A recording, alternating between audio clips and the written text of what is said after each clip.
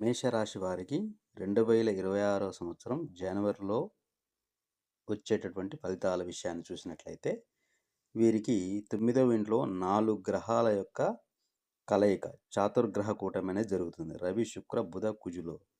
So వీరి యొక్క కలయిక అనేది వీరిపై చాలా ప్రభావం చూపిస్తుంది. అదేవిధంగా వీరికి 3వ ఇంట్లో గురువు సప్తమ దృష్టితోటి ఆ 4 గ్రహాలను చూడడం కూడా అది కూడా ఒక శక్తివంతమైన ప్రభావాన్ని వీరిపై చూపిస్తుంది.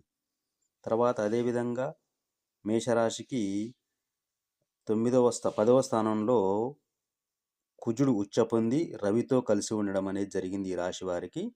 దీనివల్ల వారికి ఉద్యోగ ప్రయత్నాలలో, తర్వాత వారు ప్రభుత్వ ఉద్యోగ ప్రయత్నాలు చేస్తున్న వారికైతే వారికి అనుకూలంగా ఉండడానికి చాలా అమోఘమైనటువంటి సమయం. ఎందుకంటే లగ్నాధిపతి, అష్టమాధిపతి అయినటువంటి కుజుడు ఉచ్చ స్థానంలో ఉండి పంచమాధిపతి అయిన రవితో కలిసి ఉంది కాబట్టి ఇది ఉద్యోగ ప్రయత్నాలలో చాలా అనుకూలించేటటువంటి సమయము. కాబట్టి ఉద్యోగ ప్రయత్నాలు చేసేవారు చాలా కాన్ఫిడెన్స్గా మీ ప్రయత్నాన్ని కొనసాగించడం చాలా మంచిది. అదేవిధంగా మనకు బుధుడు 9వ స్థానంలో వ్యాపార కారకుడు కాబట్టి ఇక్కడ ట్రేడింగ్ చేసేవాళ్ళు, షేర్ మార్కెట్ చేసే వాళ్ళకు కూడా ఇది అనుకూలమైన కాలంగా మనం చెప్పవచ్చు. అదేవిధంగా 11వ స్థానంలో రాహు అంటే ఏంది?